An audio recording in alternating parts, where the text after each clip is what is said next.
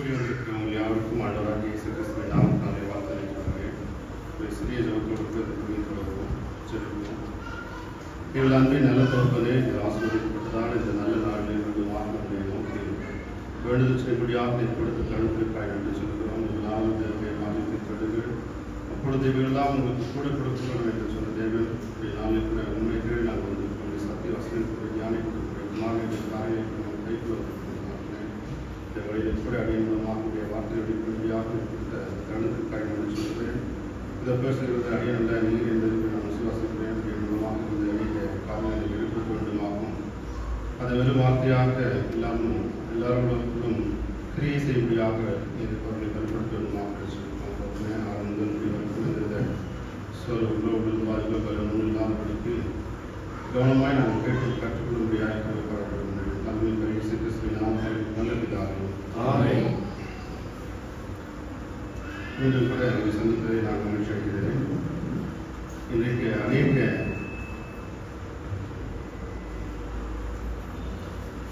எந்த ஒரு பொறுப்போ இல்லை எந்த ஒரு வேலையை எடுத்துக்கணும் அது கண்டிப்பாக ஒரு சவாலை நம்ம சந்திக்க நேரிடும்.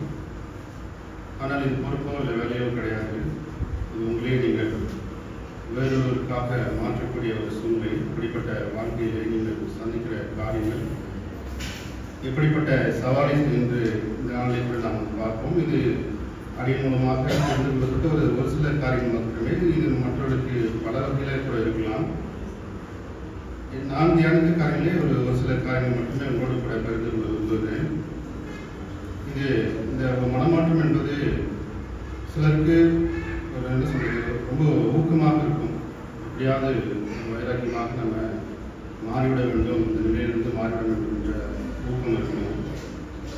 சிலருக்கு இது பெரும் சவாலாக இருக்கும். எப்படி இது எங்களை பயணிக்க போகிறது என்கிற சவால் அதிகமாக இருக்கும். ஏன்னா அந்த மனமாற்றத்திற்கு முன்பாக கூடிய வாழ்க்கை ரொம்ப விசாலமாக இருந்திருக்கும். அதில் எந்த ஒரு கட்டுப்பாடுகளும் இருக்காது, எந்தவித என்ன சொல்றது ஒரு வரைமுறையும் இருக்காது.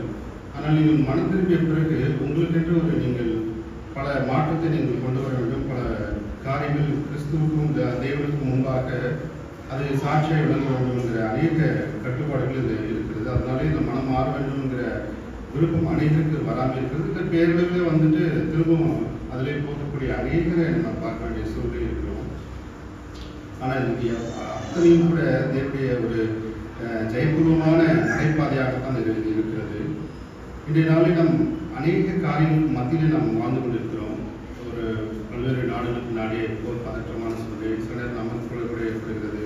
சில கலவரங்களுக்கு மத்தியில் வாழ்ந்து கொண்டிருக்கிறோம். சில சாதிகள், சில மத ரீதியான சில போராட்டங்களுக்கு மத்தியில் இருக்கிறோம். சில பாடல் உபத்திரவுக்கு மத்தியில் கூட நாம் வாழ்ந்து கொண்டிருக்கிறோம். சில நேரங்கள் மதவெறி கூட அதிகமாகிட்டு சில மைனாரிட்டி கம்யூனிட்டிஸை ரொம்ப தாக்குதல் அதிகமாக ஏற்படுத்தக்கூடிய சூழ்நிலை கூட நாம் இந்த சூழ்நிலை வாழ்ந்து கொண்டிருக்கிறோம். குறிப்பாக இந்த நம்முடைய தேசத்திலே கூட இந்த மாதிரியான தாக்கம் அதிகமாக இருக்கிறது. அது கிறிஸ்தவர்களுக்கும் கூட மற்ற மதத்திற்கும் கூட இருக்கலாம்.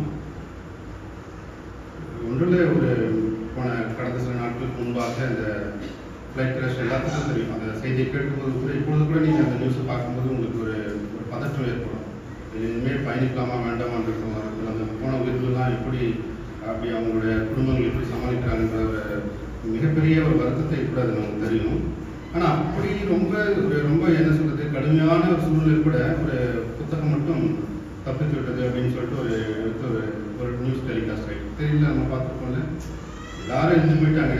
தெரியாத ஒரு புத்தகம் மட்டும் இருக்குது. அந்த குறிப்பிட்ட பேரை சொல்லலை, அதுக்காக சொல்கிறேன். தெரியாத ஒரு புத்தகம் மட்டும் இருக்குது, இப்போ பார்த்துங்களா அப்படின்னு சொல்லிட்டு ஒரு அதிசயமாகவும் ஒரு ஆச்சரியமாகவும் பார்க்குறாங்க. ஆனால் ஒன்று செஞ்சுட்டு அவங்க அதை யோசிச்சாங்கன்னு தெரியல. அதை சுமந்த அந்த நபரும் கூட அதை கீழ்ப்பிடித்த அதை வழியெடுத்த அந்த மகனும் கூட அந்த விபத்திலே கூட என்னவா இருப்பாங்க, இறந்திருப்பார்கள். ஆனால் அதை குறித்து அவங்க வருத்தப்படவில்லை. அதை எரியாத ஒரு புத்தகத்தை குறித்து அவங்க என்ன பண்ணுறாங்க, முயற்சி கொண்டிருக்கிறார்கள். அதில் அந்த ஒரு கீதை குறித்து அந்த ஒரு பகுதியை குறித்து மட்டுமே நான் அந்த ஒரு நபரை என்ன சொல்லலை. அதில் பயணித்த அநேக மதத்தை சார்ந்தவர்களாக இருக்கலாம், இல்லை மதமே வேண்டாம் என்று விரும்புகிற மக்களாக கூட வந்திருக்கலாம், இல்லை மதமே என்னன்னு தெரியாத குழந்தைகள் கூட இருந்திருக்கலாம். சரிங்களா? ஆனாலும் எல்லாரும் என்ன பண்ணாங்க, மறித்து விட்டாங்க. காரணம் என்னன்னா, இந்த உலகத்திலே மரணம் என்பது என்னது, ஒரு நிலையானது கிடையாது. அது முதல்ல நம்ம எல்லாருமே புரிஞ்சுக்கணும். சூழ்நிலையில் கூட நம்ம ஒரு நாள் அதை கடந்துதான் செல்ல வேண்டும் என்கிற ஒரு பக்குவத்தை நீங்கள் எடுத்துக்கொள்ள வேண்டும். எப்படி சொல்றது, நம்ம சொல்ற ஒரு ஸ்டேட்டிஸ்டிக் ரிப்போர்ட் எடுத்தோம்னா ஒவ்வொரு கண்ட்ரியிலும் ஒவ்வொரு விதமான வயசு வந்து அது வரைக்கும் வாழலாம் அப்படின்ற மாதிரியான ஒரு ரிப்போர்ட் கொடுத்துருப்பாங்க. இப்போ சைனா மாதிரியான கண்ட்ரிலாம் குறைஞ்சபட்சம் ஒரு 80-100 வயது, இந்தியா போன்ற கண்ட்ரியில் ஒரு 70-80 வயது அப்படின்னு நான் சும்மா என்ன சொல்றேன்.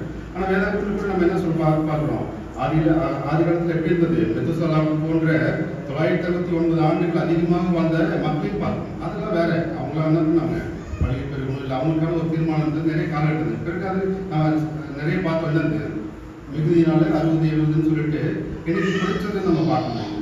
அப்போ நீங்க நினைக்கலாம், அந்த 60 கூட உங்களால் என்ன பண்ண முடியாது, உத்தரவாதமாக ஒருபோதும் கொண்டு செல்ல முடியாது. இன்னைக்கு நீங்க 20 வயதாக இருந்தாலும் கூட தூங்கி எடுத்து உங்களுக்கு ஏதாவது என்ன பண்ண மாட்டீங்கன்னா அந்த கணக்கு உங்களுக்கு என்ன போயிடும், பொய்யா போயிடும்.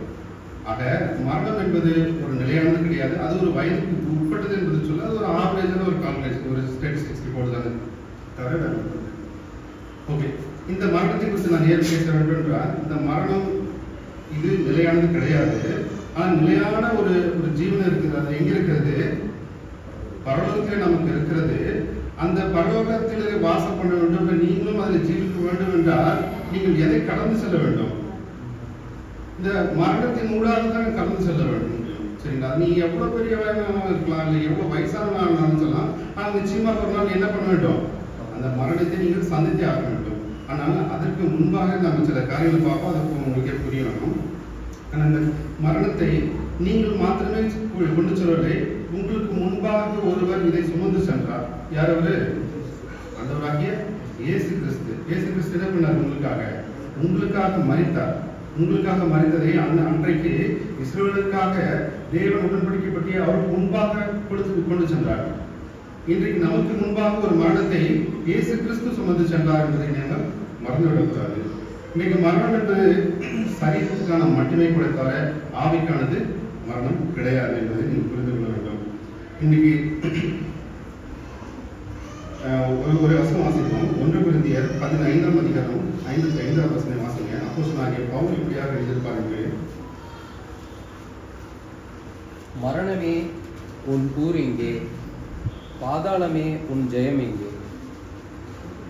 ஓ மரணமே உன் கூர் எங்கே, பாதாளமே உன் ஜெயம் எங்கே. பாருங்க, இந்த வார்த்தை எப்படி இந்த அப்போஸ்தலன் பவுல் எப்படி எழுதியிருக்கிறார் பாருங்க. அப்ப அதுக்கு என்ன அர்த்தம், என்ன நீங்க ஒன்று புரிஞ்சுக்க முடியும். ஓ மரணமே உன் கூர் எங்கே, மரணம் எங்க இருக்கிறது, பாவத்தில் இருக்கு, பாவம் தூய்மையாக இருக்கிறது. நீங்க ஒண்ணும் இல்லை, இந்த தேனி பார்த்துருக்கீங்க, தேனியோட கொடுக்கு இருக்கு. தேனி எத்தனை முறை அதோட வாழ்நாளுக்கு நம்மளுக்கு கொட்டம் தெரியல, ஒரே ஒரு முறை தான் உங்களுக்கு கொட்டும். அதுக்கு மேல அது என்ன பண்ணாது, கொட்டாது. அதோட ஒரு முறை தான் கொட்ட முடியும். அப்போ அந்த மரணத்தையும் அந்த மரணத்தினோட தாக்கம், அந்த மரணத்தோட வழி எல்லாவற்றையும் ஒருவர் நமக்கு முன்பாக என்ன பண்ணிட்டாரு, எடுத்துட்டாரு. அவ்வளவுதான். அப்போ மரணத்தை குறித்து நீங்கள் என்ன பண்ண வேண்டாம், கவலைப்பட வேண்டாம். ஏன்னா மரணம் ஒன்று புதிதான அல்ல, அது உங்களுக்கு ஒரு முறைதான் வரும். அதோட வழி எல்லாமே அவர் சுமந்து விட்டார். இனி மரணத்தின் பாதை எளிது. ஆக நீ அதுக்காக பயப்பட வேண்டாம். அதை துணிச்சுதான் அவர் என்ன சொல்றாரு, ஓ மரணமே நீ உன் கூர் எங்கே அப்படின்னு சொல்லிட்டு ஒரு தைரியமா என்ன பண்றது ஃபேஸ் பண்ணி சொல்றாரு. அதே மாதிரி ஓசியா புத்தகத்துல கூட 13ஆம் அதிகாரம் 14ஆவது வசனம் வாசிப்போம். ஓசியா 13:14. அவர்களை நான் பாதாளத்தில் வல்லமைக்கு நீங்களாக்கி மீட்பேன், அவர்களை மரணத்துக்கு நீங்களாக்கி விடுவிப்பேன். மரணமே உன் வாதைகள் எங்கே, பாதாளமே உன் சங்காரம் எங்கே. மனமாறுதல் என் கண்களுக்கு மறைவானதா இருக்கும். இஸ்ரவேலை வழி எடுக்கும் போது எல்லாவற்றையும் எல்லாரையும் கூட யாரு தேவன் வந்து மன்னிக்கல. அவளுக்கு அநேக இடங்களில் அவளுக்கு என்ன பண்ண தேவன் இரக்கத்தையும் காட்டினார், அவளை மன்னிக்கவும் சென்றார். அதனால மரணத்தை மாத்திரமே அவர்கள் எடுத்துக்கொள்ளவில்லை, எல்லாரையுமே மன்னிக்கக்கூடியவராக இருந்தார். அதன் மரணத்தின் பாதைகளில் கொடுக்கிற உபத்திரவத்தை அவர் நீக்கினார். தேவனுடைய இரக்கம் அவருடைய நீதியை விட எப்படியானது, மேலானதுன்னு சொல்றாங்க. இன்னொரு வசனத்தை கூட வாசிப்போம். அதுக்கு முன்பாக இன்றைய நாளில் நம்ம அனைத்து இந்த செய்தியோட முக்கிய எனக்கு தாக்கத்தை ஏற்படுத்தியது ஒரு நபர் தான் இந்த சபையில் வேணி சிஸ்டர் மட்டும்தான். கடந்த வாரத்திலே அவர் கூப்பிட்டு வீட்டுக்கு சாப்பாடு கொடுத்தது எனக்கு அது எப்பவும் கூட அவர் செய்கிறது தான். ஆனால் அவர் வீட்டுக்கு சென்றது எனக்கு அவங்கள பற்றி யாருமே பொதுவாக இந்த இடத்துல மேக்ஸிமம் தெரியாது, அங்கே மட்டும்தான் தெரியும். டீப்பாக யார்ட்டையும் நான் அவ்வளோ பழகல பேசினேன். ஆனால் ஆக்டிவிட்டிக்கு போனதுக்கு அப்புறம் தான் தெரியும் அவங்க ஒருத்தருக்கு மட்டும் தான் இங்கே கன்வெர்ட் ஆகியிருக்காங்கன்னு சொல்லிட்டு பெண்ணி சொன்னப்போ தான் எனக்கு தெரிஞ்சது. அந்த முதலாவது ஒரு அந்த மனம் திரும்பி என்ன சொல்றது, ஒரு கிறிஸ்துவ வாழ்க்கைக்கு வருகிற ஒரு நபர் சந்திக்கிற நிறைய பிரச்சனைகள் இருக்கலாம். அது அவங்க சந்திச்சாங்கன்னு எனக்கு தெரியல. சந்திச்சாங்க. ஓகே, ஒரு குடும்பமாக ஒரு நிறைய பேர் இருக்காங்க. அதில் ஒரு நபர் மட்டும் என்ன பண்ணுறாங்க, தனியாக இப்படி ஒரு மாமாட்டத்துக்கு வரும்போது அநேக கஷ்டத்துக்கு இல்லை அநேக பாடுகளுக்கு அவங்க ஆட்கொள்ள வாய்ப்பு உண்டு. அது இவங்களுக்கும் இப்போ எனக்கு தெரியல. அவங்க போனதும் அவங்க வீட்டில் முதல்ல நம்ம ஒரு படம் கூட எனக்கு பெருசாக இந்த மாதிரி ஒரு வார்த்தையை வசனமாக நான் கவனிக்கல. பண்ணுவோம் ஒரு பார்ப்பேன் இருக்கான்ட்டு. ஆனால் அவங்க ஃபோட்டோ இருந்து சாமி ஃபோட்டோ மட்டும் இருந்தது. அப்போ நான் புரிஞ்சுக்கிட்டேன். அப்போ அதுக்கப்புறம் தான் கேள்வி கேட்டேன். சரி, கவனிக்கல. ஓகே. அப்புறம் அண்ணன் சொன்னப்போ தான் தெரிஞ்சது அவங்க ஒருத்தர் மட்டும் தான் கன்வெர்ட். எனக்கு ரொம்பவே ஆச்சரியமா இருந்தது. அப்போ இன்னும் அவங்க மேலே இன்னும் வந்தது மரியாதை அதிகமாகவும் ஆயிடுச்சு. ஏன்னா என்ன சொல்றது, வழி வழியாக வர கிறிஸ்தவர்கள் கூட அந்த அளவுக்கு விசுவாசமா இருக்கலாம். நான் அதை சொல்ல ஒரு சிலர்லாம் இருப்பாங்கன்னு எனக்கு தெரியல. ஆண்டு ரொம்ப ஈக்ரால இருக்கிறது, ஃபெய்த்தா இருக்கிறது, ஒவ்வொன்றா பண்றது எல்லாமே பார்க்கும்போது எனக்கு இன்னும் ஆச்சரியத்தையும் அது இன்னும் உற்சாகத்தையும் எனக்கு தந்துச்சு. அப்புறம் அவங்க அப்புறமா நான் கேட்கல சொன்னது இப்போ அவங்க ஒருத்தர் மட்டும்தான், வேற யாருமே இல்லைன்னு சொன்னப்போ எனக்கு கொஞ்சம் கஷ்டமாகவும் இருந்தது. அவங்க அதை எப்படி அதை எதிர்கொண்டு வந்திருப்பாங்க. இத்தனை வருஷமா, கிட்டத்தட்ட 30 வருஷமா, 20 வருஷம், 20 வருஷத்துல அவங்க வீட்டில் நிறைய விசேஷங்கள் இருந்திருக்கும். இல்லை வீட்டில் அவங்க எல்லாரும் ஒரு என்ன சொல்லுவாங்க, ஒரு பழக்க வழக்கத்தில் இருப்பாங்க, இல்லை வேற ஒரு என்ன சொல்றது குசத்தில் இருப்பாங்க. இவங்க மட்டும் அதை என்ன பண்ண முடியாது, அது ஒரு பெண்ணாக இருந்து கலந்து கொள்ளாத ஒரு சூழ்நிலையை அவங்க சந்திக்கும் போது அது இன்னும் அது கடினமாக இருக்கும். அவங்க மேல கோபத்தை காட்டியிருக்கலாம். சிலர் இன்னும் படிக்கிறதுனா அவங்க அடிக்கவும் செஞ்சிருக்கலாம். சரிங்களா? ஏன்னா நான் சொல்றேன்னா இது இந்த சூழ்நிலை அது அவங்களுக்கு மட்டும் இல்லை, கண்டிப்பா இங்க இருக்கிறவங்க எல்லாரும் ஒரு சந்ததியில இருந்து அப்படிதான் நம்ம எல்லாமே கடந்து வந்திருக்கோம். அப்படி கடந்து வருகிற ஒரு முதல் சந்ததி இது படுக்கிற உபத்திரவங்கள் பாடுகள் எல்லாமே அது அவங்க அனுபவிச்சுட்டு தான் வந்திருப்பாங்க. இன்றைக்கு நானும் கூட நான் அப்படி வரல, ஆனா என் தகப்பனார் அப்படி இருந்தார். எங்க அப்பா ரொம்ப தீவிரமான ஒரு வேற ஒரு இதுல ரொம்ப பக்தி உறுதியா இருந்தாரு. அவர் இன்னும் கூட இந்த பக்கம் தான் வருஷம் அளவு பத்தி இந்த ஓட்டையில இருக்கும், அந்த ஒரு சிம்பிள் தெரியும். அவ்வளோ பக்தியா இருப்பாரு. அவர் பேரே பார்த்தீங்கன்னா பெரியசாமின்னு சொல்லிட்டு ஒரு சாமி பேர் வச்சிருப்பாரு. அவங்க தாத்தா பேர் என்ன பேரு கோவிந்த்சாமின்னு சொல்லிட்டு எல்லாம் சாமி பேரை தான் வச்சிருப்பாங்க. அது அவங்க அப்படியே பாரம்பரியமா ஒரு வந்த இது. அப்படி ரொம்ப ஒரு இந்து பக்தர்களையா ரொம்ப தீவிரமா வந்து பெரிய படிப்பறிவுல ஒரு 7வது வரைக்கும் மட்டுமே அவர் படிச்சாரு. ஒரு சூழல்ல எங்க அக்கா முதல் அவங்க தான் ஃபர்ஸ்ட் பிறந்தாங்க. அவங்க பிறந்ததுக்கு அப்புறம் ஒரு வயசு பர்சனல் சொல்றேன்னு சொல்லிட்டு நீங்க சங்கடப்படாங்க. ஒரு சொல்றேன், ஒரு இதா சொல்றேன், ஒரு வருடம் ஆயிடுச்சு. அவங்களால ரொம்ப ஒரு சிக்கான ஒரு சூழ்நிலைக்கு போயிட்டாங்க. ரொம்ப நோய் வாய்ப்பட்டுட்டாங்க. நிறைய மருத்துவமனைக்கு எடுத்துட்டு சொல்றாங்க. அப்போ இருந்த ஒரு சூழ்நிலை மருத்துவ வசதி இல்லை. பட் இருந்தாலும் அப்போ கூப்பிட்டு போன இடத்துல எல்லாம் சொல்லிட்டாங்க. மருத்துவர் என்ன சொல்லிட்டாங்கன்னா, இந்த பாப்பா உழைக்காது, இறந்துடும், நீங்க கூப்பிட்டு போங்க, எந்த வைத்தியமும் பார்க்க வேண்டாம் அப்படின்னு சொல்லிட்டாங்க. நிறைய இடத்துல போய் ஜோசி எல்லாம் போய் பார்க்கல கூட அவங்க சொல்லிட்டாங்க, இது இந்த உழைக்காது அப்படின்னு சொல்லிட்டாங்க. அவ்வளோதான், ஒன்றுமே பண்ண முடியும்னு சொல்லிட்டு அவருக்கு ரொம்ப பெரிய முத குழந்தை. அவங்க எல்லாமே அதான் ரொம்ப ப்ரீசியஸாக இருக்கும். பொண்ணா இருந்தாலும் ஆனா இருந்தாலும் முத குழந்தை ரொம்ப இதாக இருக்கும். அப்போ அதுக்கு முன்பாக பார்த்தீங்கன்னா இந்த சர்ச்சு மற்ற சபையிலிருந்து சர்ச்சிலிருந்து 2 பெண்கள் என்ன பண்ணுவாங்கன்னா, அப்போ இப்போ இருக்காங்க இல்லை, ஒவ்வொரு வீட்டுக்காக போயிட்டு அவங்க என்ன பண்ணுவாங்கன்னா வசனம் சொல்லி அவங்களுக்கு ஜெபம் பண்ணுவாங்க. அப்போ இருந்தது, இப்போ அது எனக்கு தெரியல. அப்படி ஒரு தடவை வரும்போதுல எங்கள் அப்பா என்ன பண்ணுவாங்க, அவங்க திட்டி விரட்டி அனுப்புவாங்க. ரொம்ப கடுமையான வார்த்தைகள்லாம் திட்டி விரட்டி அனுப்புவாங்க. எங்கள் அம்மா சொல்லுவாங்க. அப்படி திட்டி விரட்டி அனுப்பும்போதெல்லாம் கூட அவங்க எதுவுமே சொல்லாமல் போயிடுவாங்க. மறுபடியும் எங்கள் அக்கா ரொம்ப சிக்காக படிச்சு குழந்தைய இருக்கையில் இப்படிலாம் சொல்லிட்டாங்க, ஒன்றும் காப்பாற்ற முடியாதுன்னு சொல்லி இப்போ கூட அவங்க எப்போ கூட வழக்கமாக வந்து என்ன பண்ணுவாங்கன்னா அந்த குழந்தைக்காக ஜெபம் பண்ணிட்டு இருந்தாங்க. ஒரு நாள் என்ன பண்ணுவாங்க, அந்த இவங்க சொன்ன அத்தனையும் பொய்யா மாறி அவங்க என்ன சொல்ல பரிபூர்ணமாக குணமடைந்தாங்க. அவருக்கு ரொம்பவே ஒரு ஆச்சரியமான ஒரு சூழ்நிலை. இத்தனை வருஷமா நான் வந்து இந்த இதுல இருக்கேன், ஒரு நாளும் எனக்கு இந்த நம்பிக்கை தரல. நான் இவ்வளவு நாள் இவங்க விரட்டி கூட வச்சிருக்கேன், ஆனா அவங்க கூட சலிக்கம் வந்திருக்கிறாங்க. இப்போ அந்த ஒரு மாற்றம் அவருக்கு அந்த இடத்துல வந்திருக்கு. அதுக்கப்புறம் என்ன பண்ணாரு அவருன்னா, அந்த மொத்தமா எங்க வில்லேஜ்ல இருந்து அந்த முதல்ல இந்த கிராமத்துல இருந்து சேலம் ஷிஃப்ட் ஆயிட்டாங்க. சேலம் ஷிஃப்ட் ஆயிட்டு அங்க ஒரு ஊழியர்கிட்ட ஒரு 4 பேர் ரொம்ப அவங்களுக்கு ரொம்ப விசுவாசமா இருந்தாங்க. அவங்களும் ரொம்ப டெவலப் பண்ணி அவங்க படிக்க வச்சாங்க. அப்படி படிச்சுதான் திண்டுக்கல் பைபிள் காலேஜ்ல அவரு பைபிள் காலேஜ் முடிச்சுட்டு அதுக்கப்புறம் ஊழியம் பண்ணிட்டு அப்புறம் அவருக்கு சார்பாக ஒரு திண்டுக்கல் பைபிள் இன்ஸ்டியூட்டே வைக்கிற சூழ்நிலையை தேவன் அவங்களுக்கு மாற்றத்தை கொடுத்தார். எனக்கு ரொம்பவே இதெல்லாம் எனக்கு தெரியாது, நான் எல்லாம் கடந்து வந்துட்டேன், அதை எனக்கு சொல்லியும் தரல. அப்போ எப்படி இருந்த ஒரு மனுஷன் அவரை மாற்றத்துக்கு எப்படியெல்லாம் கொண்டு வந்தாரு. இன்னைக்கு வரைக்கும் அவர் என்னவா இருக்குல்ல, ஒரு நாளும் அந்த பக்கத்துக்கு போனதில்ல. எங்க அப்பாவை சார்ந்திருக்கிற எல்லாருமே மற்ற தீவிரமான ஒரு பக்தி சொல்றது பக்தர். எந்த ஒரு விஷயத்துக்குமே எங்களை கூப்பிட மாட்டாங்க. எல்லாமே எல்லா விஷயத்துக்கும் எங்களை ஒதுக்குவாங்க. ஒதுக்குறது மட்டும் இல்லாம திட்டமும் செய்வாங்க. திட்டம் செய்வாங்க, ஏதோ ஒரு கேள்வியா பேசுவாங்க, முன்னோட்டு ஒரு பின்னம் பேசுவாங்க.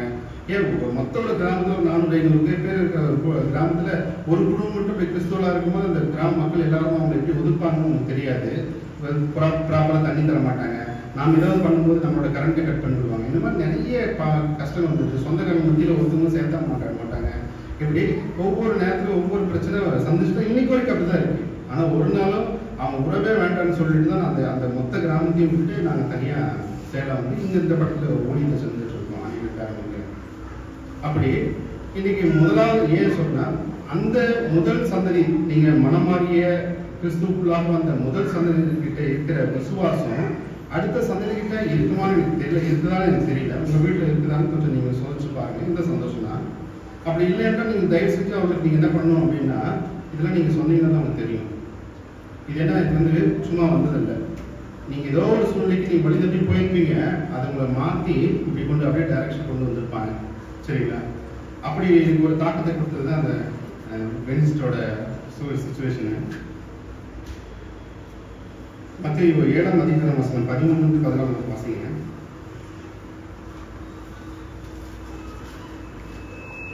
இடுக்கமான வாசல் வழியாய் உட்பிரவேசியுங்கள். கேட்டுக்கு போகிற வாசல் விரிவும் வழி விசாலமாய் இருக்கிறது, அதன் வழியாய் பிரவேசிக்கிறவர்கள் அநேகர். ஜீவனுக்கு போகிற வாசல் இடுக்கமும் வழி நெருக்கமுமாய் இருக்கிறது, அதை கண்டுபிடிக்கிறவர்கள் சிலர். கேட்டுக்கு போகிற வழின்னா ரொம்ப எப்படி இருக்கும், அக்கலமா விசாலமா தாராளமா இருக்கு. இப்படி வந்து ஆடிப்பாடி கொண்டு போகலாம். இந்த வீட்டுக்கு ஒரு வீட்டில் இன்றைக்கு இந்தியாவிலே மதங்கள் எண்ணிக்கை அதிகம். அது குறிப்பாக ஒரு சில மதங்கள் அதிகம். அது நம்ம அந்த வார்த்தை கூட சொல்லுவோம், வந்து 33,000 அந்த ஒரு சொல்லுவோம் தேவன். அது அதில் வந்து அவங்க குறிப்பிட்ட இவ்வளோ பெருமா இல்லை, அதை எப்படி சொல்கிறாங்க. ஆனால் அதுக்கு உண்மையான அர்த்தம் என்னென்னா எண்ணிக்கை இல்லாத ஒரு தெய்வங்கள் அப்படின்னு சொல்லிட்டு குறிப்பிடுறாங்க. அப்படி ஒரு சில காரிய சூழ்நிலையில ஒரு குடும்பத்திலே கூட பலவிதமான தெய்வங்களை வழிபடுற அனைவரும் நம்ம பார்க்க முடியும். ஒரு புருஷன் ஒரு சாமி கும்பிடுவார், ஒரு பொண்டாட்டி ஒரு தெய்வத்தை கும்பிடுவாங்க, மாமியாருக்கு ஒரு சாமி இருக்கும், மருமகளுக்கு ஒரு சாமி இருக்கும், டெய்லி கும்பிட ஒரு சாமி இருக்கும், வருஷத்துக்கு ஒரு தடவை போய் நீங்கள் கடாவட்டுக்கு இருக்கும் அங்கே ஒரு சாமி இருக்கும், வீதிக்கு ஒரு சாமி இருக்கும், ஊர் ஒன்றுக்கு ஒரு டிஸ்ட்ரிக்ட்டுக்கு ஒரு சாமி இருக்கும். அன்றைக்கி வருஷத்துக்கு ஒரு நாள் லீவ் விட்டு அந்த ஒரு சாமி பண்ணுற நிகழ்வு பார்க்க முடியும். இதெல்லாம் நம்ம ஒரு கடவுள் இல்லை, வெவ்வேறு மாற்றம். அப்படி ரொம்ப இதாக இருக்கிற ஒரு மக்கள் கிட்ட இருந்து ஒருத்தரை நீங்கள் என்ன பண்ண முடியாது, மனமாற்றத்தை கொண்டு வரது ரொம்பவே கஷ்டம். அப்படி மனமாறி இந்த உள்ள வரும்போது அவங்க இது எல்லாமே எப்படி இருக்குமா, ரொம்ப கடினமான ஒரு காரியமா இருக்கும். அங்க எப்படி இருக்கும், ஆடல் பாடல் கொண்டாட்டம்னு சொல்லிட்டு ஒரே குதூகலமா இருக்கும். ஒன்றும் இல்லை, இந்த வருஷம் புருஷன் வேலைக்கே போடலாம் கூட கொண்டாடி சேர்த்து வச்சிருக்கிற காசை எத்தனை எடுத்துட்டு போயிட்டு கோயிலுக்கு மாலை போட்டு மலை ஏறி வந்துடுவார். நீ என்ன பண்றது, எங்க கோயிலுக்கு வந்து பாருன்னு சொல்லிட்டு இந்த லேடிஸ்க்குள்ள ஒரு சாமி இருக்கும். அவங்க என்ன பண்ணுவாங்க, அவங்க ஒரு கோயிலுக்கு ஒரு வருஷத்துக்கு போயிட்டு வராங்க. இவங்க போடுற ஆட்டம் பாட்டு கொஞ்சம் சுத்தம். இவங்க உண்மையாவே எனக்கு தெரியல, பக்தி விருத்திக்காக அவங்க போறாங்களா, இவங்க ஆடல் பாடலுக்காக. அந்த பஸ்ஸை புக் பண்ணும்போது எப்படி தெரியுமா புக் பண்ணுவாங்க, உள்ள என்ன இருக்கு, ஸ்பீக்கர், பெரிய ரேடியோ செட் இருக்கா, பெரிய லைட் செட்டிங் இருக்கா, அந்த மாதிரி பஸ் தான் புக் பண்ணுவாங்க. ஏன்னா இவங்க போற வரைக்கும் என்ன பண்ணணும், ஒரு குதூகலமா போகணும். இவங்க போற ஆட்டத்துல பஸ் ஆட்டி அதை என்ன பண்ணணும், திருப்பி வந்து அவங்களுக்காக 4 பேர் ஆட வேண்டியதா இருக்கும். அந்த அளவுக்கு ரொம்ப உற்சாகமா அதுல போயிருப்பாங்க. அப்போ இந்த கேட்டுக்கு போற வழி ரொம்ப விசாலமானது இருக்கு. எந்த ஒரு ரெஸ்ட்ரிக்ஷன் இல்லை. அவங்க எப்படி வேணாலும் வாழலாம், எப்படி வேணா இருக்கலாம். அவங்க எது செய்தாலும் அவங்களை பொறுத்தவரை அது என்ன இருக்குது, தவற தெரியாது. ஆனா இவங்க மனம் மாதிரி இங்க உள்ள வரணும்னா இது எப்படி இருக்கான், சுருளான வழி, இடுக்கமான வழி. இந்த இடுக்கமான வழியில உங்களால அவங்க என்ன பண்ண முடியாது, உள்ள போக முடியாது, பிரவேசிக்க முடியாது. அப்படி போற தேடுகிறவர்கள் அந்த வழியை தேடுகிற எத்தனை பேர் தானா, சிலர் மட்டுமே. அப்படி சிலரால் வந்தவர்கள் தான் நம்மளா இருக்கலாம். ஆனா அந்த சிலரால் வரக்கூடியவர்கள் கூட அநேக எத்தனை உபதிரவங்களும் பாடல்களும் கூட நம்ம தாங்கிக் கொள்வது அதிக கடினமாக இருக்கிறது. அதில் நம்ம அநேக சவால்களை சந்திக்க நேரிடும். முதலாவது சவாலை கூட நாம் பார்ப்போம். பழைய வாழ்க்கையை விட்டு ஒரு புதிய வாழ்க்கையில் நடப்பது என்பது கடினமான விஷயம்தான். அதில் 2 கொரிந்தியர் 5ஆம் அதிகாரம் வசனம் 17 வாசிப்போம். 2 கொரிந்தியர் 5ஆம் அதிகாரம் வசனம் 17. இப்படி இருக்க ஒருவன் கிறிஸ்துவுக்குள் இருந்தால் புது சிருஷ்டியாய் இருக்கிறான், பழையவைகள் ஒழித்து போயின, எல்லாம் புதிதாயின. இப்ப பழையவைகள் என்னன்னா, அவன் செய்த பாவம், அவன் செய்த குற்றம், அவன் என்னன்னே செய்யாம தெரியாம இப்படிப்பட்ட வாழ்க்கையில வாழ்ந்திருந்த எல்லாமே என்னவாயிடுச்சு, ஒளிஞ்சு போச்சு. இப்ப இவன் எப்படி இருக்கிறான், ஃப்ரெஷ்ஷா இருக்கிறாங்க. ஆதாம சிருஷ்டிக்கப்போ அப்படி எப்படி இருப்பாரு, புது சிருஷ்டியா இருந்தாரு, ஒண்ணுமே தெரியாம. இந்த பக்கம் போய் என்ன பண்ணிட்டாங்க, எல்லாத்தையும் நாசம் பண்ணி அழுக்காயிட்டாங்க. இப்ப மீண்டும் ஒரு வாய்ப்பு அவருக்கு என்ன கொடுத்துருக்காங்க, எல்லாத்துக்கும் புது சிருஷ்டிக்கான வாய்ப்பு கொடுத்துருக்கு. நீங்க ரசிக்கப்படும் போது எபேசியர் 4ஆம் அதிகாரம் வசனம் 22-24 வாசிங்க. எபேசியர் 4ஆம் அதிகாரம். அந்தபடி முந்தின நடக்கைக்குரிய மோசம் போக்கும் இச்சைகளாலே கெட்டு போகிற பழைய மனுஷனை நீங்கள் களைந்து போட்டு உங்கள் உள்ளத்திலே புதிதான ஆவியுள்ளவர்களாகி மெய்யான நீதியிலும் பரிசுத்தத்திலும் தேவனுடைய சாயலாக சிருஷ்டிக்கப்பட்ட புதிய மனுஷனை தரித்துக் கொள்ளுங்கள். முந்தின நடக்கைக்குரிய மோசம் போகும் இச்சைகளாலே கெட்டு போகிற பழைய மனுஷனை நீங்கள் களைத்து போட்டு அப்படின்னா எல்லாத்தையும் என்ன பண்ணுங்க, முடிச்சு போச்சு, அவ்வளவு விட்டுட்டு வந்துடணும். இனிமே நீங்க உள்ள வரணும்னு நினைச்சிட்டு என்ன பண்ணணும், எல்லாரும் முடிவோட தான் வரணுமே தவிர என்ன பண்ணக்கூடாது, போய் பார்க்கலாம், பிடிச்சா சேர்ந்துக்கலாம், இல்லைன்னா என்ன பண்ணலாம், திரும்ப வந்துடலாங்கிற சூழ்நிலைக்கு இங்க இருக்கக்கூடாது. முந்தின நடக்கைக்குரிய மோசம் போகும் இச்சைகளாலே கெட்டு போகிற பழைய மனுஷனை நீங்கள் களைத்து போட்டு உங்கள் உள்ளத்திலே புதிதான ஆவி உடையவர்களாகி, இப்பதான் உங்களுக்கு என்ன ஆகுது, புதிய ஆவி உண்டாகிறது, மெய்யான நீதியிலும் பரிசுத்தத்திலும் தேவனுடைய சாயலாக சிருஷ்டிக்கப்பட்ட புதிய மனுஷனை தரித்துக் கொள்ளுங்கள். இப்போ யாரோட சாயல இருக்கும், நம்ம தேவனுடைய சாயல இருக்கோம். குமாரனுடைய சாயலிலே தான் நம்ம இருக்கிறோம். அவர் என்ன இயேசு கிறிஸ்து எந்த மாதிரியான வழியில இருந்தாலோ அதே தான் நமக்கு என்ன பண்ணணும், நடக்க வேண்டும் என்பதே தேவன் விரும்புகிறார். ஒருவர் கூட இந்த மனமாட்சி குறித்த ஒரு காரியத்தை பார்ப்போம். நம்ம சகேயுன்ற ஒரு நபர் நமக்கு எல்லாமே தெரிஞ்சுக்கணும், படிச்சிருப்பீங்க, தெரிஞ்சிருப்பீங்க. அதை குறித்து கூட ஒரு வாசிப்போம். லூக்கா 19ஆம் அதிகாரம் வசனம் 1 வாசிப்போம். அவர் எரிக்கோவில் பிரவேசித்து அதன் வழியாய் நடந்து போகையில் ஆயக்காரருக்கு தலைவனும் ஐசுருமாய் இருக்கின்ற சகேயு எனப்பட்ட ஒரு மனுஷன் இயேசு எப்படிப்பட்டவரோ என்று அவரை பார்க்க வகை தேடினான். எரிகோ பட்டணத்து நோக்கி போயிட்டு இருக்கையில தான் இந்த காரியம் நடக்குது. இந்த சகேயு என்றவர் யாரு அப்படின்னா ஒரு ஆயக்காரனோட தலைவர். ஆயக்காரன் யாருன்னா வரி வசூல் செய்யறவங்க. இந்த வரி வசூல் செய்கிறவங்க வந்து என்ன பண்ணுவாங்க, அப்போ வரி வசூல் வந்து சாதாரணமா இல்லை, ரொம்ப கடினமான சொல்லி அவங்க கிட்ட என்ன பண்ணுவாங்க, கொடுத்துட்டு வரியை வைப்பாங்க. அப்போ ஆயக்காரனாவே கொஞ்சம் வசதியாக தான் இருப்பாங்க, அதிகப்படியான வரி வந்து வசூலிச்சு அவங்க வந்து வெளுத்தாக தான் இருப்பாங்க. அதுக்கு ஒரு தலைவர் இருக்கிறாங்க, அது யாரு, இந்த சகேயு தான். தொடர்ந்து வாசிப்போம். அவர் போகும் வழியில் முன்னாக ஓடி அவரை பார்க்கும்படி ஒரு காட்டத்தி மரத்தில் ஏறினான். இயேசு அந்த இடத்தில் வந்தபோது அண்ணாந்து பார்த்து அவனை கண்டு, சகேயுவே, நீ சீக்கிரமாய் இறங்கி வா, இன்றைக்கு நான் உன் வீட்டிலே தங்க வேண்டும் என்றார். இப்படி போயிட்டு இருக்கையில இவருக்கு அங்க இயேசு கிறிஸ்து வராருன்னு தெரிஞ்சது என்ன பண்றாங்க, வேகமா ஓடி போய் அந்த காட்டுத்தி மரத்து மேல ஏறிட்டு, அவருக்கு ஆளுங்க இருப்பாங்க, கொஞ்சம் குள்ளமா தான் ஆளு. அந்த காட்டுத்தி மரத்தை ரொம்ப பெருசு. அப்போ நார்மலா இருக்கிற ஒரு மனுஷனால அந்த மரத்தை ஏற முடியாது. அந்த குள்ளமா இருக்கிற மனுஷன் அவங்க எப்படி இருக்கும், அவர் மரத்துக்குள்ள எப்படியாவது என்ன பண்ணிடலாம், மேலே போய் ஏறி பார்த்துடலாங்கிற ஒரு ஆர்வம் இருக்கு. அதே மாதிரி தான் அவர் வரத்து முன்னாடி போய் ஏறி பார்க்கறாரு. ஆனா இது எல்லாமே யாருக்கு தெரியும்? இயேசு கிறிஸ்துவுக்கு தெரியும். அவர் பார்க்கணும்னு சொல்றாங்க. பாருங்க, இயேசு அந்த இடத்துக்கு வந்தபோது அண்ணாந்து பார்த்து அவனை கண்டு, சகைவே நீ சீக்கிரம் என்ன பண்ணு, இறங்கி வா. இந்த ஒரு அர்த்தம் உங்களுக்கு எப்படி தெரியும் அப்படின்னா, நான் படிப்பதற்கு நான் புரிஞ்சுக்கிட்டது ஃபர்ஸ்ட் என்னன்னா, அவன் மரத்த மேல ஏறிக்கா என்ன பண்ணான், கீழே இறங்கி வான்னு தான் நான் படிச்சேன். ஆனா அந்த வசனம் தொடர்ச்சியா வாசிக்கும்போது சொல்றது, நீ சீக்கிரம் இறங்கி வான்னு ஆண்டவர் சொன்னது என்னன்னா, உன் நிலையில இருந்து நீ என்ன பண்ணு, கீழே இறங்கி வா. நீ எப்படிப்பட்டவனா இருந்து, ஆனா இப்ப என்ன பண்ணு, கீழே அந்த நிலையில இருந்து கீழே வா. அவன் சொல்றேன், இன்றைக்கு நான் உன் வீட்டிலே தங்க வேண்டும். அடுத்து தொடர்ந்து வாசிப்போம். அவன் சீக்கிரமாய் இறங்கி சந்தோஷத்தோடு அவரை அழைத்து கொண்டு போனான்.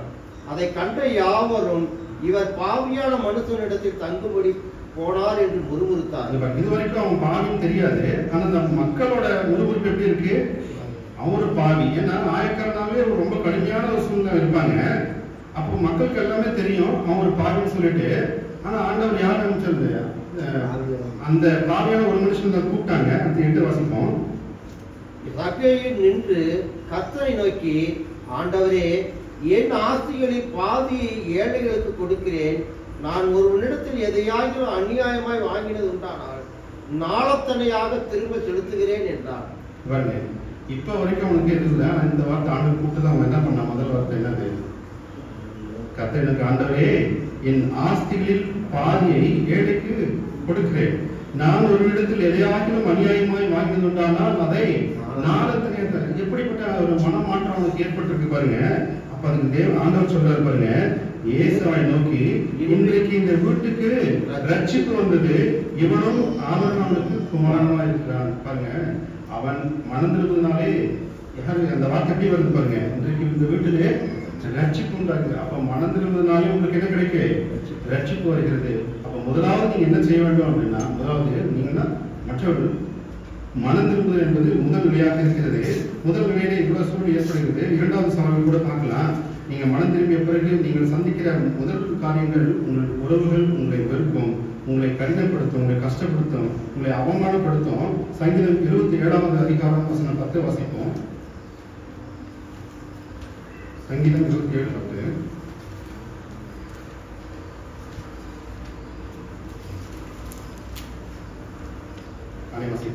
என் தகப்பனும் என் தாயும் என்னை கைவிட்டாலும் கர்த்தர் என்னை சேர்த்துக் கொள்வார். உங்கள் உறவுகள், நீங்கள் சரீரமாக பெற்ற தாய், தகப்பன், உங்கள் அண்ணன், தம்பி, தங்கச்சி, அக்கா, எல்லாரும் கூட வெறுத்தாலும் கூட யார் துணையா இருப்பாரா, கர்த்தர் இருப்பார். அந்த வார்த்தை சத்திய வார்த்தை இருப்பாங்க. என் தகப்பனும் என் தாயும் என்னை கைவிட்டாலும் கூட கர்த்தர் என்னை சேர்த்துக் கொள்வார். இப்ப நீங்க ரட்சிப்பு கொடுக்கிறது அவருக்காக தான். அப்ப உங்களோட உறவு யார் முக்கியம், அவருதான் முக்கியமே தவிர இங்க இருக்கவங்களை குறிச்சு நீங்க என்ன பண்ண வேண்டாம், வருத்தப்பட வேண்டாம். அவங்க என்ன பண்ணாலும் நீங்க என்ன பண்ண வேண்டாம், அதை குறிச்சு கவலைப்பட வேண்டாம். இந்த இடத்துல கூட நம்ம கூட இந்த வேத பகுதியில ஒரு நபர் ஒதுக்கி வைக்கப்பட்ட காரியத்தை எவ்வளவு சூழ்நிலை கூட அது இதுக்காக இல்லை, பொதுவாக சொல்றேன்.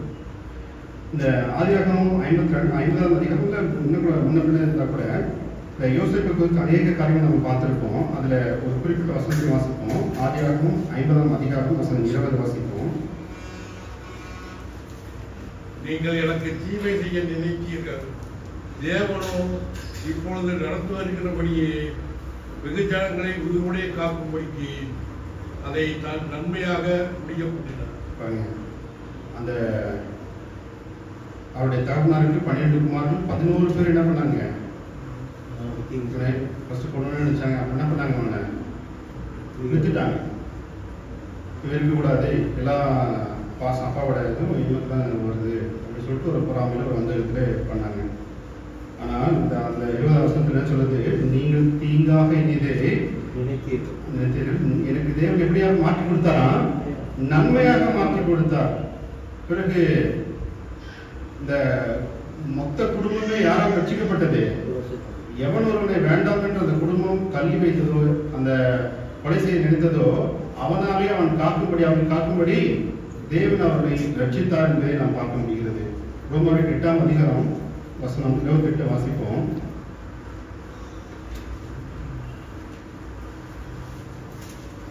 அன்றியும் அவருடைய தீர்மானத்தின்படி அழைக்கப்பட்டவர்களாய் தேவனிடத்தில் அன்பு கூறுகிறவர்களுக்கு சகலமும் நன்மைக்கு ஏதுவாக நடக்கிறது என்று அறிந்திருக்கிறோம்.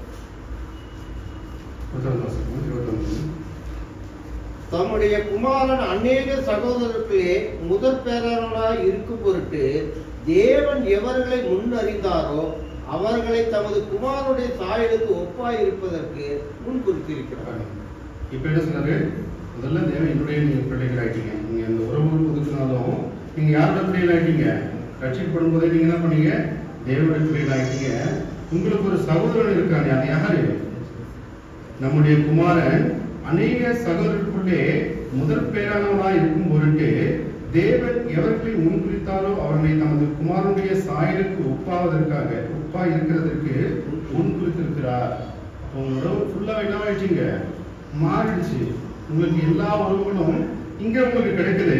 பாருங்க, எவர்களை முன்குறித்தாரோ அவர்களை அழைத்தும் இருக்கிறார். உங்களை அழைப்பு அப்படி இருக்கிறது. எவர்களை அழைத்தாரோ அவர்களை நீதிமான்களாக்கியும் இருக்கிறார்.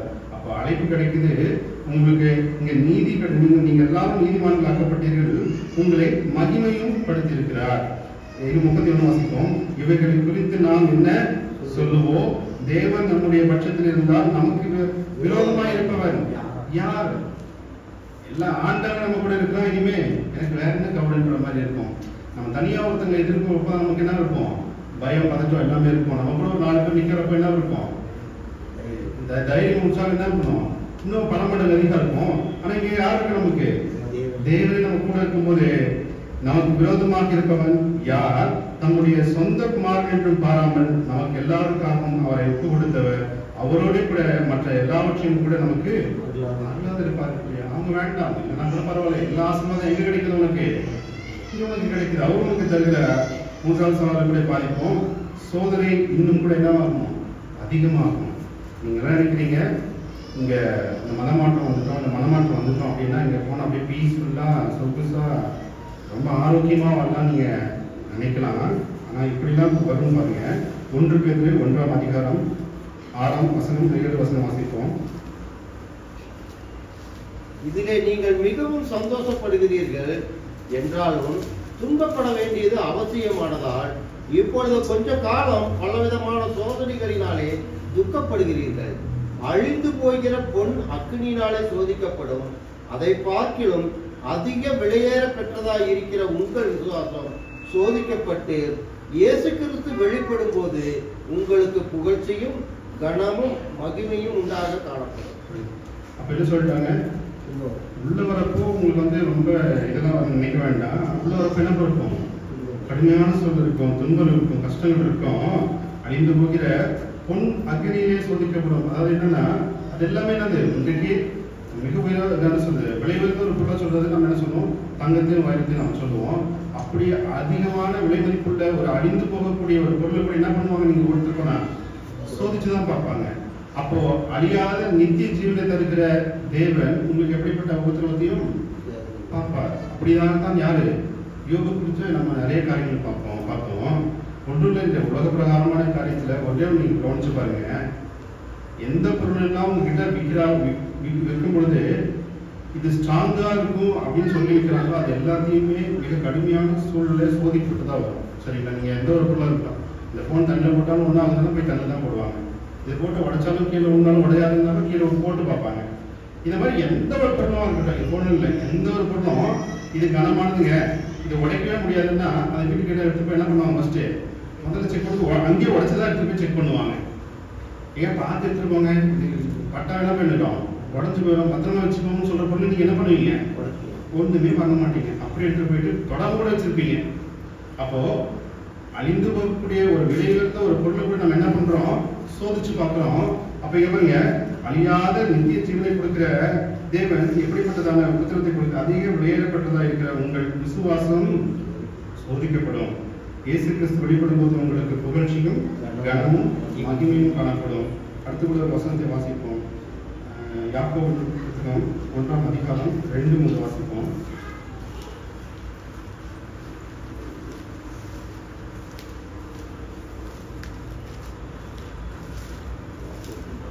யாக்கோபு 1:2-3.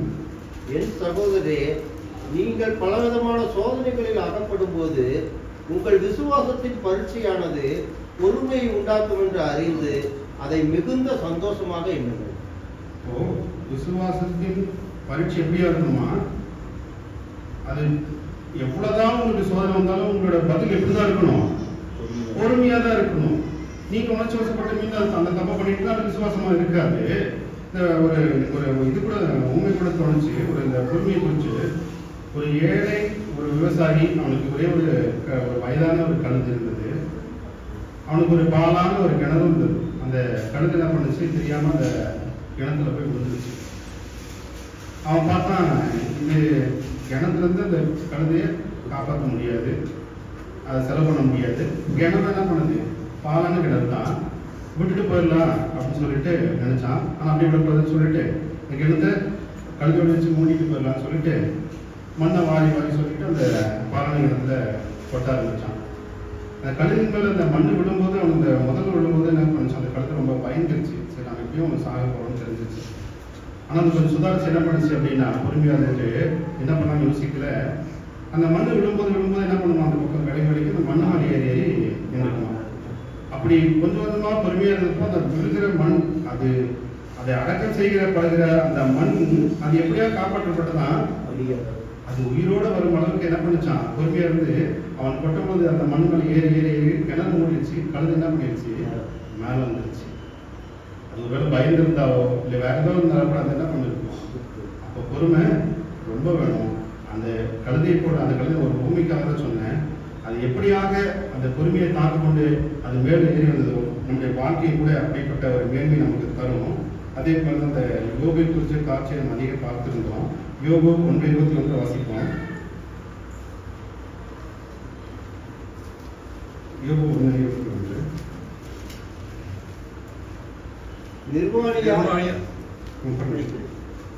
நிர்வாணியா என் தாயின் கர்ப்பத்திலிருந்து வந்தேன், நிர்வாணியா எவ்விடத்துக்கு திரும்புவேன்.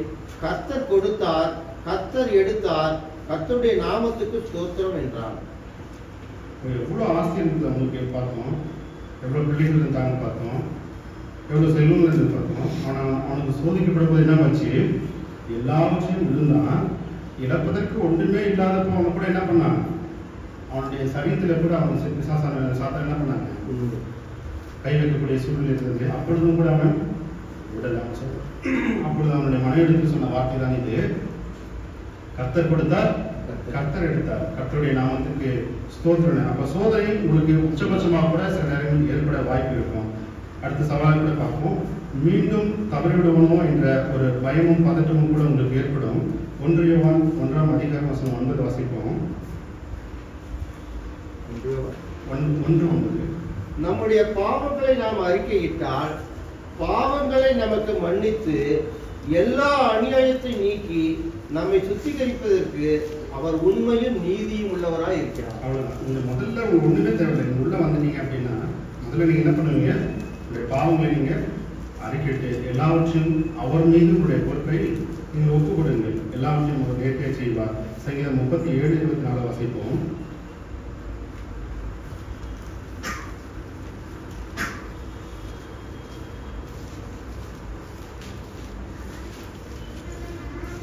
கர்த்தரை நோக்கி அமர்ந்து அவருக்கு காத்திரு, காரிய சித்தி உள்ளவன் மேலும். 24. அவன் விழுந்தாலும் கல்லுண்டு போவதில்லை, கர்த்தர் தமது கையினால் அவனை தாங்குகிறார். அவன் விழுந்தாலும் கல்லுண்டு போவதில்லை. எந்த சூழ்நிலை அவன் இப்போ உள்ள வந்திருந்ததுக்கு அப்புறம் எனக்கு எல்லாவற்றையும் விழுந்து விட்டேன் என்கிற சூழ்நிலை வந்தாலும் கூட தேவன் அவருடைய மகா இறக்கமுள்ள கையை அவருக்காக தாங்குகிறார் அப்படின்றது தான் அந்த உண்மையான விஷயம். இதில் வந்து கூட ஒரு நபர் குறித்து நம்ம பார்ப்போம். அந்த பேருவை கூட பார்ப்போம்.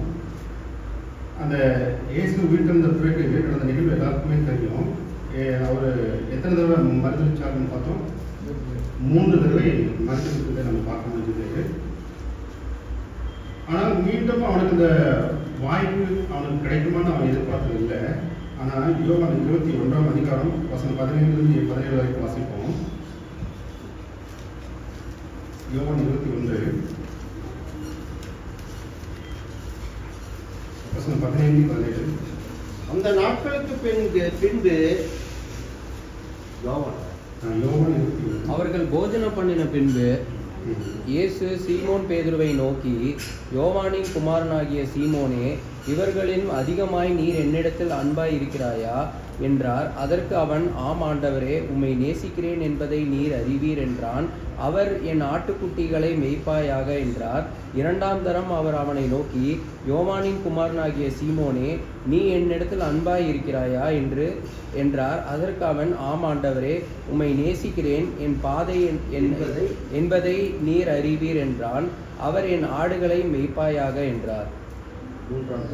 மூன்றாம் தரம் அவர் அவனை நோக்கி, யோவானின் குமாரனாகிய சீமோனே, நீ என்னை நேசிக்கிறாயா என்று என்றார். என்னையே நேசிக்கிறாயா என்று அவர் மூன்றாம் தரம் தன்னை கேட்டபடியினாலே பேதுரு துக்கப்பட்டு, ஆண்டவரே, நீர் எல்லாவற்றையும் அறிந்திருக்கிறீர், நான் உம்மை நேசிக்கிறேன் என்பதையும் நீர் அறிவீர் என்றேன். இயேசு, என் ஆடுகளை மேய்ப்பாயாக என்றார். இதுக்கு முன்பாக 3 தடவை அவர் விரோதமாக போய் சொல்லியிருப்பாங்க. ஆனால் அவர் உயிர் தந்த பிறகு மீண்டும் அவரை சந்திக்கும் பொழுது இந்த 3 காரியங்கள் திரும்ப திரும்ப ஒரே விஷயத்தை தான் என்ன கேட்கிறாரு, என்ன சொல்றது, மெய்ப்பாயாகன்னு ஒரு வாய்ப்பு அவர் கொடுக்குறாரு. அவன் எந்த 3 தடவை இல்லைன்னு சொன்னானோ அதே மாதிரி 3 தடவை அவங்களுக்கு என்ன பண்ணாரு, வாய்ப்பு கொடுத்தாரு, கேட்டாரு. கேட்டு அவனுக்கு அந்த உண்டான அதே பொறுப்பை தேவன் அவனுக்கு செலுத்துகிறார். அப்போ நீங்கள் எந்த சூழலில் வழிநடத்தி போனாலும் உங்களை மீண்டும் அந்த பாதிப்பு கொண்டு செல்ல இயேசு கிறிஸ்து உங்களோடு கூட இருக்கிறார். இறுதியான ஒரே ஒரு சவாலை பார்ப்போம். தேவனுடைய பதில் உங்களுக்கு தாமதமாக இருக்கலாம். ஆதியாகமம் 18ஆம் அதிகாரம் வசனம் 14 வாசிப்போம்.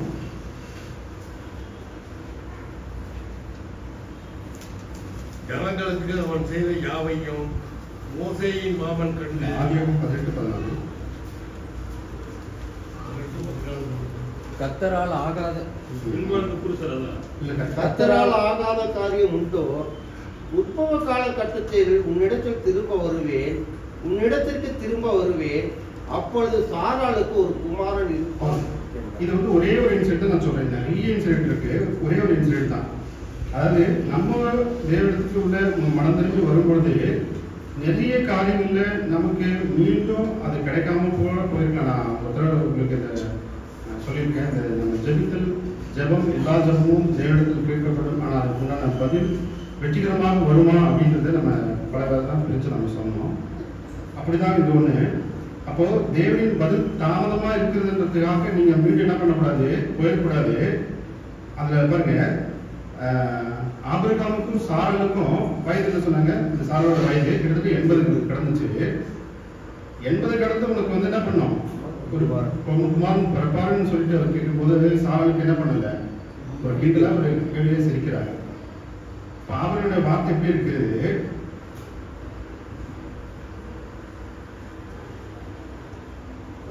கர்த்தரால் ஆகாத காரியம் உண்டோ? அது எப்படி நடந்தது? 20-25 ஆண்டுகள் கழித்து தான் யார் பிறக்கிறார், ஈசாக்கு பிறந்தான். அப்போ தேவனுடைய வார்த்தை 80 கொடுத்து 100 கிடைச்சா எத்தனை வருஷம் ஆகும்? 20 வருஷம் ஆகும்.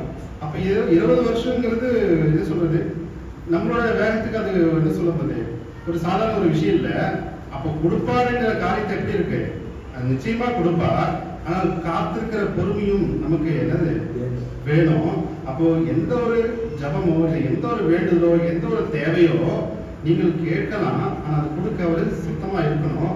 அவர் கொடுக்க சித்தமா இருந்தால் அதை கொடுக்க தாமதமாக இருக்கலாம்.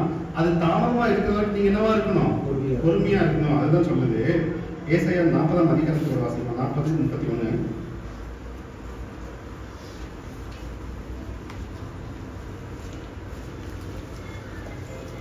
கர்த்தருக்கு காத்திருக்கிறவர்களோ புது பலன் அடைந்து கழுகுகளைப் போல சட்டைகளை அடித்து எழும்புவார்கள். அவர்கள் ஓடினாலும் இழைப்படையார்கள், நடந்தாலும் சோர்ந்து போவாங்க. கர்த்தருக்குள்ள காத்திரவங்க என்ன பண்ணுவாங்க, புது பலன் அடைவாங்க. அவங்க யாருக்கு பார்க்குறீங்க, நிறைய விஷயத்துல ஒவ்வொன்றும் நம்ம ஒரு சிறப்பாக சொல்லியிருப்பாங்க வேதத்துல. அதுல அந்த கழுகு கூட ஒண்ணு. கழுகுவோட பலம் எவ்வளவுன்னு தெரியுமான்னு தெரியல. கோழி கொஞ்சம் தூக்குறது மட்டுமே கழுவோட பலம் இல்லை, அசந்தா உங்களே தூக்கி போறோம். அந்த அளவுக்கு பெரிய கழுகுகள் கூட இருக்கு. அது சாதாரண அசாத்தியமான சூழ்நிலை, ஒரு பெரிய புயலே கூட என்ன பண்ணுவாது, கடந்து செல்லும். அப்படி போனவங்களோட சட்டை என்னது, கழுகுக்கு சட்டையை போல விழுத்து சரி அப்படி மறுபடியும் கழுகுகளைப் போல செட்டைகளை அடித்து எழும்புவார்கள். அப்படி ஒட்டப்பட்ட ஒரு பலத்தை யார் தருவார்? கர்த்தர் தருகிறார். சங்கீதம் 37ஆம் அதிகாரம் வசனம் 5 வாசிப்போம்.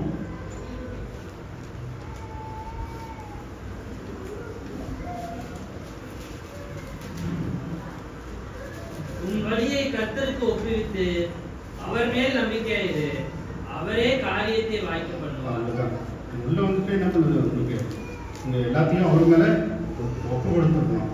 அன்னைக்கு மரியாதை சொல்லும் போது என்னது, ஆண்டவே நான் உனக்கு அடிமை. அப்புறம் என்னாச்சு, எல்லாமே அவருதான். குதிரைக்கு கடிவாளம் போட்டா அதை அந்த குதிரையால ஒண்ணுமே என்ன பண்ண முடியாது, திருப்பி பார்க்க முடியாது, வழி திருப்பி போக முடியாது. அது ஏன்னா அது கரெக்டா போகணும். அது யாரு அந்த ஓட்டுறாங்க, அது அதோட வழியில தான் அது போகுமே தவிர வேற எதுக்கும் அது என்ன பண்ணக்கூடாது. அப்படிதான் நம்முடைய வாழ்க்கையிலும் கூட ஒரு கடிவாளத்தோட கூட நம்ம தேவனுக்கு முன்பாக ஒப்பு கொடுக்கணும். மரியாதை கூட தாழ்ந்து போகணும். அப்படி தாழ்த்தப்படுகிறவர்களுக்கு தேவன் அதிசயத்தை செய்கிறார். லூக்கா 1ஆம் அதிகாரம் 37ஆம் வசனத்தை வாசிப்போம்.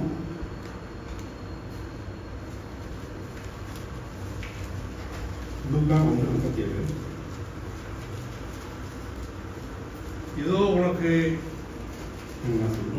தேவனாலே கூடாத காரியம் ஒன்றும் இல்லை என்றார்.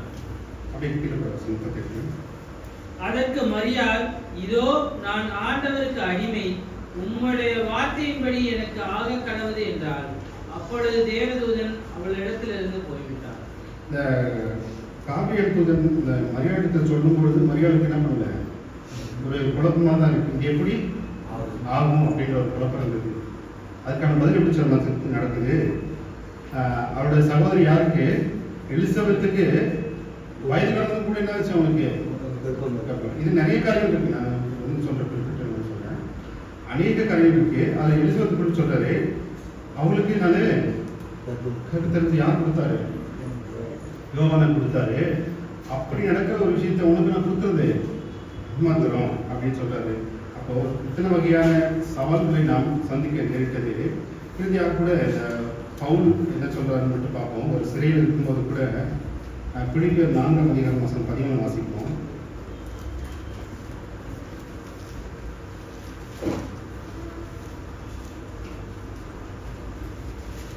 பிலிப்பியர் 4ஆம் அதிகாரம். என்னை பலப்படுத்தின கிறிஸ்துவினாலே எல்லாவற்றையும் செய்ய எனக்கு பலன் உண்டு.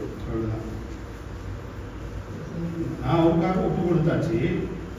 என்னை பலப்படுத்தின கிறிஸ்துவினாலே எல்லாவற்றையும் செய்ய பலன் உண்டு அப்படின்ற ஒரு மிகப்பெரிய ஒரு உத்தரவாதத்தை கொடுத்தாரு. அந்த பவுலுடைய எவ்வளவுப்பட்ட பாடங்கள் கூட அவரே சொல்லியிருப்பாரு. அது எல்லாமே அவருடைய பெருமைக்காக அல்ல, அவர் எப்படியாக கடந்து வந்தார் என்ற சூழ்நிலையோடு கூட நம்ம வாசிப்போம். 2 கொரிந்தியர் 11ஆம் அதிகாரம்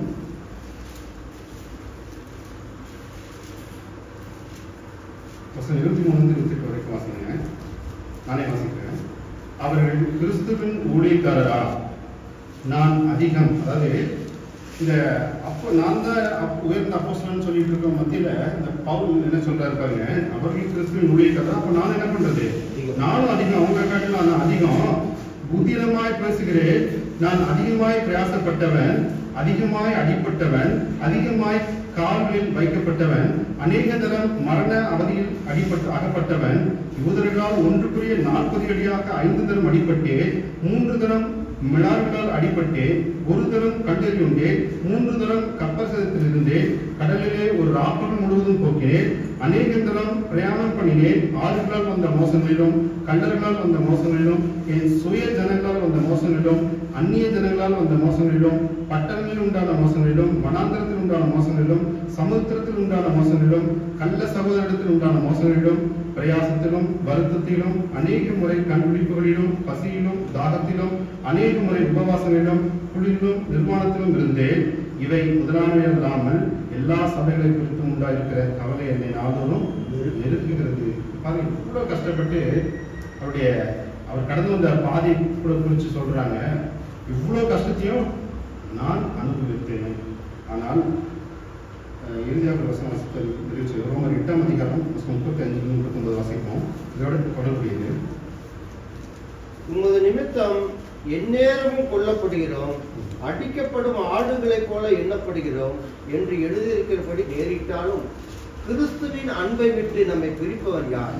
உபத்திரமோ, வியாகுலமோ, துன்பமோ, பசியோ, நிர்வாணமோ, நாசமோசமோ, பட்டயமோ, இவை எல்லாவற்றிலும் நாம் நம்மில் அன்பு கூறுகிறவராலே முற்றும் ஜெயக்கொள்கிறவர்களா இருக்கிறோம்.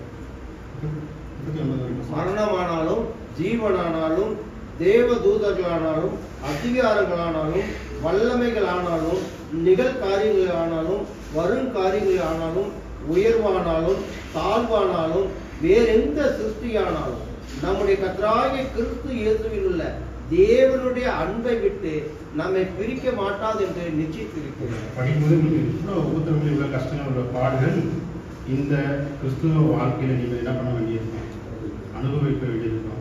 அதற்கெல்லாம் நாம் எப்படியாக இருக்க வேண்டும்? பொறுமையாக இருக்க வேண்டும். அவர் ரட்சிப்புக்கான வழியை முன்னாடியே கொடுத்துட்டு போயிட்டார். அதை நாம் பின்பற்றுகிற மக்களாக மட்டுமே இருக்க வேண்டும். மரணத்தை குறித்து ஒரு நாளும் நாம் பயப்பட வேண்டாம். ஒருபோதும் நாம் கேட்டு போகிற வழிக்கு போகாமல் இடுக்கமான வழியாக இருந்தாலும் கூட இதிலே பிரவேசிப்போம். நாம் எந்தவித சோர்வானாலும் துக்கமானாலும் எந்தவித தண்டனையோ இல்லை வேறு எந்த பிரச்சனையானாலும் கூட நாம் இதை கடந்து செல்லும்படியான ஒரு பக்குவத்தை நமக்குள்ளே ஏற்படுத்தினோம். நமக்குள்ளான உண்டான மெய்தேவன் நமக்கான ஒரு குமாரனை கொடுத்திருந்தார். அவர் சிலுவையில் சிந்தின ரத்தம் நம்முடைய எல்லா விதமான பழைய மனுஷனை கடைத்து போட்டு ஒரு புதியதான ஒரு மனுஷனை உருவாக்கியுள்ளார். அதை நாம் காத்து நடப்போமாக. இந்த செய்தி உங்களுக்கு பிடிச்சிருக்கும் நினைக்கிறேன். வாய்ப்பு கொடுத்து